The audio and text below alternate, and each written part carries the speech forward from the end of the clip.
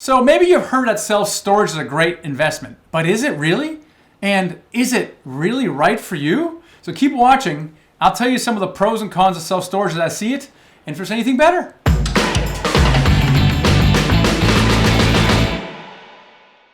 Hi, I'm Michael Blank. I teach people how to become financially free with real estate by investing in apartment buildings. We post new videos every week, so be sure to subscribe so you don't miss a thing. All right, so what do you think is the best real estate investment on the planet? Let me know in the comments below, and also tell me why. Now, we hear about different asset classes. We're going to talk about different asset classes in as well, but there's some we're going to talk about here is self-storage, and I'll kind of lay out for you what I think the positives are and negatives as well, because they're both of them. You know, it's not all good, not all bad. So we're going to answer the question, is self-storage a good investment? And if not, is there something better? So let's get right into this. Let's do this. All right, so here are the reasons I like self-storage. Number one, like multifamily, they're largely recession-proof. If you study the way how self-storage performed over the last two recessions, including COVID, there was hardly any impact on income at all. In fact, they even do a little better. And that is point number two. There's continued and rising demand for self-storage, especially in areas where populations are increasing. Now, one of the reasons that they perform so well during recessions is that if someone can't afford their house and they have to downsize to an apartment, they need a place to store all the stuff, right? And so $60 a month, you can store a lot of stuff in there, right? Same thing if you're downsizing from a large apartment to a smaller apartment, same thing. If they're moving, a lot of Americans move a lot. You tend to store stuff. The third reason I like self-storage is the eviction process is simple, and sometimes in multifamily and residential, it's a little more complicated depending on where you are. You've probably seen these shows called Storage Wars on TV. They're awesome. They're super entertaining, right? Because they auction off the stuff and they buy the entire locker. They can't touch anything. They have to see and they have to gauge, and they pay for the entire locker, and then they try to make money with it. Anyway, great show.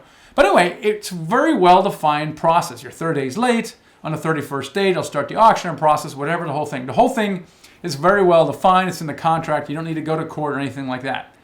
The other thing I like about self-storage is the value add a lot of times is gained by applying technology that allows customers self-service. So customers don't want to talk to a person and they want to go there whenever they want, right? So applying technology where they can sign up for their space themselves, or they can go there at 2 o'clock in the morning, let themselves into the gate, open their unit with a code, whatever things, that's cool stuff. And a lot of times these self-storage are owned by mom and pops for many years and they don't have any of these things. So going in there, cleaning it up and applying the self-service technology allows you to boost the income on them. So I love that because I love technology, you know, so I love that as well.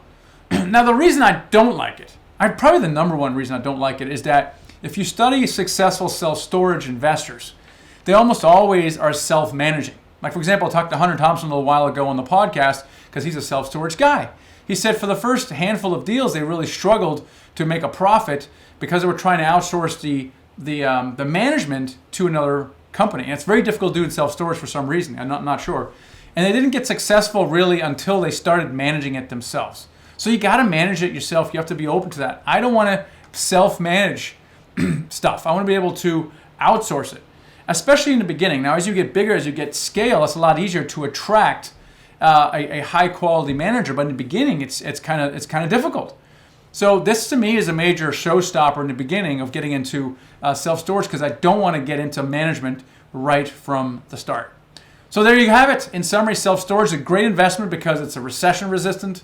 There's a rising demand. I like the value add play through technology, and the eviction process is simple. But for me, I don't like it because I have to get into management myself right from the beginning. So for me right now, it's multifamily, and I want to get really good at one thing, and so should you. Don't resist this idea of the shiny objectitis, you know, getting in different asset classes, getting my feet wet. Don't do that. Really decide, be very clear about the asset class you want to get into, study the asset class, and then just go deep. Really build a big portfolio, gain some systems and consistency in that before you go to another type of asset class. All right, so there you have it, self-storage for multifamily. Is self-storage really the best investment? Well, not for me, okay? And so what's the better investment? Glad you asked, because the answer for me is apartment buildings. It might be the same for you as well. If you want to learn more, check out this next video. All right, we have a bunch of free resources for you to start in your financial freedom journey. journey. I'll put the links in the description below as well. That being said, self-storage is still a solid choice for investing because it's recession-proof and it really performs well. All right. So if you have any questions, leave a comment below and I'll answer them for you. If you enjoyed this video, like it, share it, subscribe to my channel for more. I'm Michael Blanc. Catch you next time.